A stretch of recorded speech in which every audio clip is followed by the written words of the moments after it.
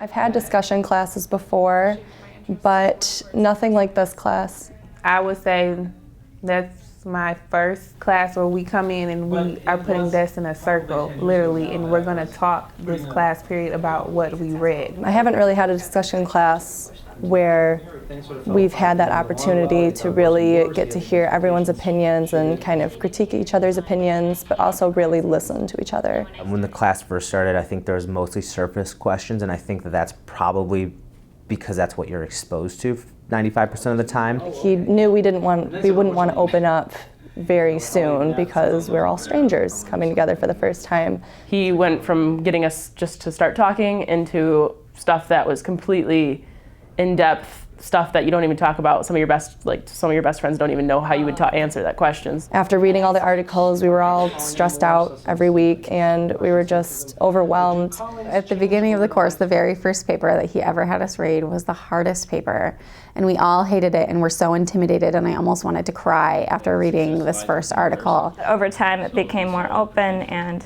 became more about having this open dialogue and not worrying so much about where you left off or what your personal beliefs were, but more about where the discussion could go in that classroom session. It was strange to me at first where Professor Burns had where I think we all felt he had the authority, he had the wisdom and whatnot, but then over time it's like we all just kind of had our own perspectives and we're all equals. Some of the questions were very confusing at first. A lot of kids needed to have the questions repeated or to be asked in a different way. I mean, I ran into a lot of dissonance when I was reading the articles, and it led me to question, like, why do I buy the things that I do? Or like, why do I read the books that I do? And why am I acting this way towards this person but not with this person? And the fact that we had to make our own questions was difficult at first, a little bit daunting to have to do these weekly and all the time to get this set up, but later it kind of made me question whether I was using my own sense rather than just listening to somebody else. The class definitely made me question, I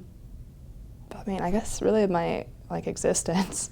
It got very emotional for some of us, and I think that facing those realizations, especially with people that you don't really know, are powerful because you can see how you're filtering things and you can see like how others are bringing up things that you may not have realized about your own experience. A couple times there were some students and I would disagree about what we talked about in class. And me being kind of skeptical and always thinking, I'm like, I don't know where to stand on this. So there was a lot of processing I did in that, and I learned not to be confrontational about these things and just try to really understand what was the position. My views were kind of set in a certain way because of the way I've always thought, but like learning different perspectives, different points of view and all that stuff definitely opened it up for a little bit of a looser interpretation, I suppose. You can't be successful if you're too stubborn and just stuck to your ways. You have to be able to,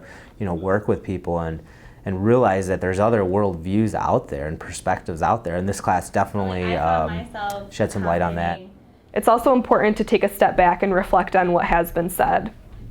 And it also gives opportunity for those who may have not spoken out. The silence definitely got to some people, especially when the silence would last for more than a couple minutes. People didn't have the answers, so they needed to think about it. It was important sometimes for us to take a second if we had really conflicting ideas or all of us didn't know where we stood on a topic. It was important for us to take a minute and think. I think the silence allowed people to process and maybe respond more thoughtfully rather than their gut reaction or emotional reaction. There were almost like these moments where people were just kind of waiting, well, who's going to say the answer? Because we'd ask this really thought-provoking question, or someone would let out this heartfelt cry of just, I don't understand. What does this mean? No one would have an answer. And I would think, this isn't normal. I mean, there's always an answer, isn't there? And I think it helped me learn personally, maybe there isn't. Maybe sometimes you have to look within inside you or think a little bit more and you think together and maybe just let it sit too. It was great. I like coming from disliking a professor to liking them, and the big picture kind of came in last. But it was always there the whole time. It's like you needed every piece of the pie or the piece of whatever to like actually see how each part benefited the other. So there was, like how we perceive the world and our interpersonal relationships, and then what things in the world define us, or how we identify. And I think the collaboration of all of that is essential for understanding the human experience. It was intense, but it was worth it once you put the work in. And when I saw the workload that we were going to be doing every week, it was really intimidating, but I would definitely do it again. Like I said, it was one of my most valuable classes at Grand Valley. I think I got a lot out of it, and I continue to get a lot out of it. I think it's been about 2 or 3 years for me.